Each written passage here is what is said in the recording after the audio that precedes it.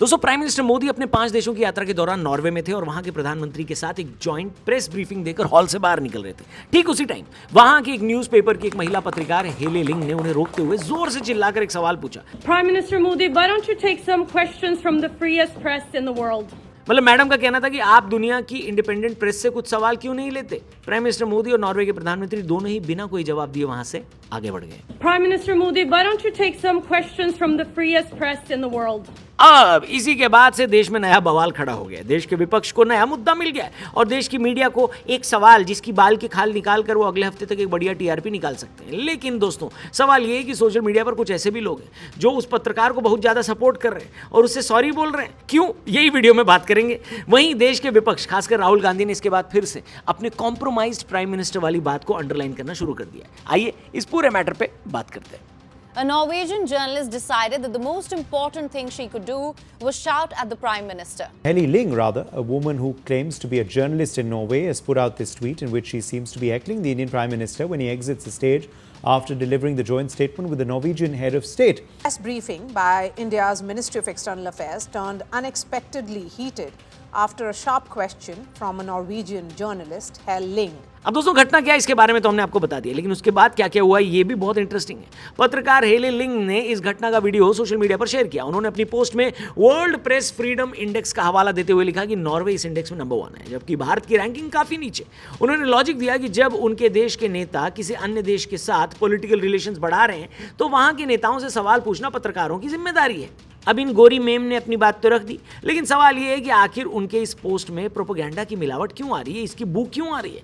देखिए, पत्रकार का काम होता है सवाल पूछना, चाहे वो नेता हो या कोई और भी हो या किसी भी पद पर बैठा इंसान, लेकिन शर्त यह है कि सवाल पूछा जाए, ना कि तंज मारा जाए, ताना कसा जाए। Prime Minister Modi, why don't you take some questions from the freest press in the world? उसमें भी ये जो इवेंट था ये एक ब्रीफिंग था, किसी कारण से इसको ब्रीफिंग बोलते हैं। यहाँ सवालों को एंटरटेन करना कंपलसरी नहीं होता, हेलो। लेकिन वहीं पर अगर मैडम कोई सवाल भी पूछती तो भी उनका एलिगेशन समझ में आता, लेकिन वो सवाल नहीं पूछ रही थी, ताना मार रही थी कि आप दुनिया के सबसे फ्री प्रेस से कुछ सवाल क्यों नहीं लेते। सवाल पूछते हुए मैडम को ये पता था कि ये भारत के प्राइम मिनिस्टर को अनकंफर्टेबल करेगा और इससे ये पॉपुलर हो जाएंगी, सोशल मीडिया पर ट्रेंड करने लगेंगी, जो कर ली। लेकिन प्रॉब्लम ये नहीं है, मेन बात ये है दोस्तों कि नॉर्वे के प्राइम मिनिस्टर ने भी उस तंज को एंटरटेन नहीं किया। जब भी दो देशों के सबसे बड़े पद पर बैठे लोग आपस में मिलते हैं और मीडिया ब्रीफिंग करते हैं तो वहां टाइम बेहद लिमिटेड होता है। उसमें भी सवाल की तरह तंज कसना ये बताता है कि सवाल की आड़ में प्रोपेगेंडा छिपा हुआ था, बस। अब ऐसा नहीं है कि मैडम को भारत की तरफ से जवाब नहीं मिला, बल्कि विदेश मंत्रालय ने इसका जवाब दिया। एक दूसरे ऑफिशियल ब्रीफिंग में इसी पत्रकार ने ह्यूमन राइट्स और मीडिया की स्वतंत्रता को लेकर भारत के विदेश मंत्रालय के अधिकारियों को घेरने की कोशिश की थी और मैडम के सवाल कम, इल्जाम ज्यादा लग रहे थे। इस पर भारत के विदेश मंत्रालय के सेक्रेटरी सीबी जॉर्ज ने बेहद कड़ा रुख अपनाया और जबरदस्त जवाब दिया। Why should we trust you? Can you promise that you will try to stop the human rights violations that goes on in your country?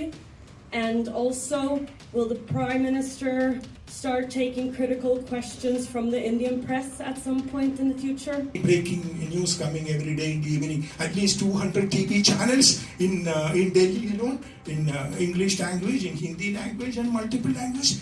People have no understanding of the scale of India. People have no understanding.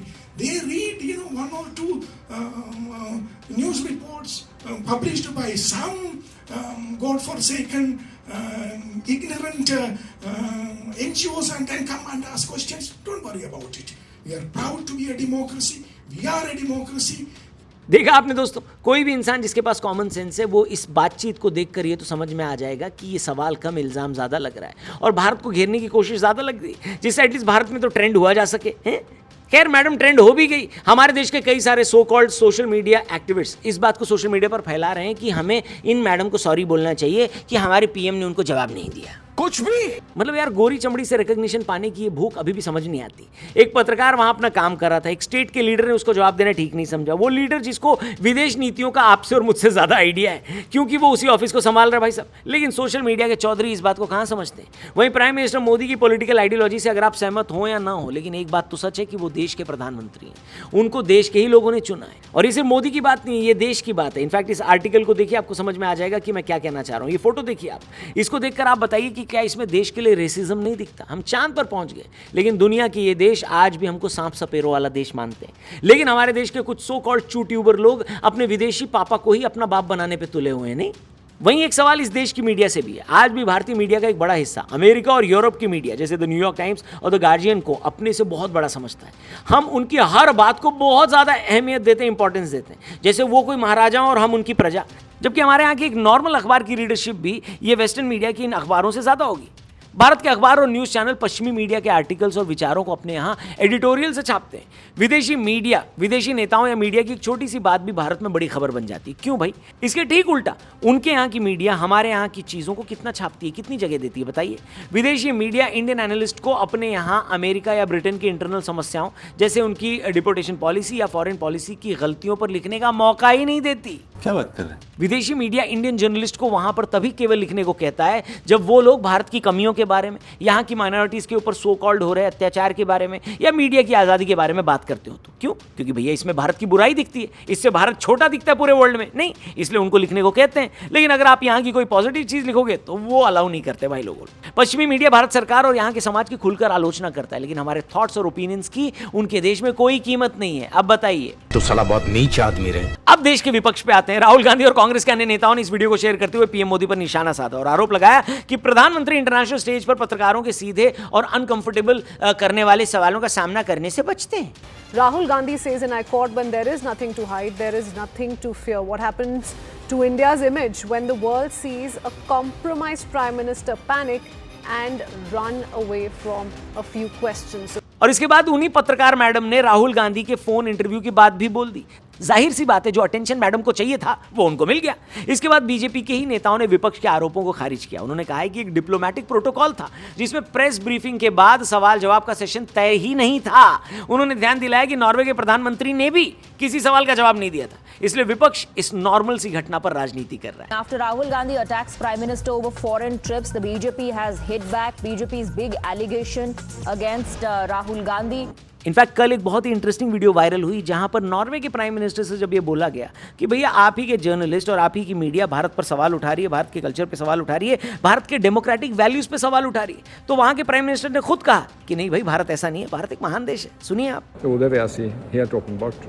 Og det er sikkert sider ved presse i India med 1,5 milliard mennesker, mange ulike kulturer, religioner osv. som ikke er lik med vår. खैर, इनकी भाषा तो आपको समझ में नहीं आएगी, लेकिन ये तो साबित होता है इस पूरे इंसिडेंट से कि जो कंट्री और उस कंट्री की मीडिया जो अपने को सो कॉल्ड इंडिपेंडेंट मीडिया बोलती है और प्रेस फ्रीडम में खुद को सो कॉल्ड नंबर 1 मानती है, वो भी प्रोपेगेंडा करने से बचती नहीं है। Prime Minister Modi, why don't you take some questions from the freest press in the world? और ये बात मैडम के कुछ सवालों ने पूरी दुनिया को साबित कर दी। बाकी इस पूरे मैटर पे आपका क्या कहना है कमेंट करके जरूर बताइएगा। आप किस तरफ है वो भी जरूर लिखिएगा। चैनल को सब्सक्राइब करिएगा, वीडियो पसंद आई हो तो इसे अपने दोस्तों से जरूर शेयर करिएगा। Thank you for watching. जल्दी मिलते हैं। जय हिंद।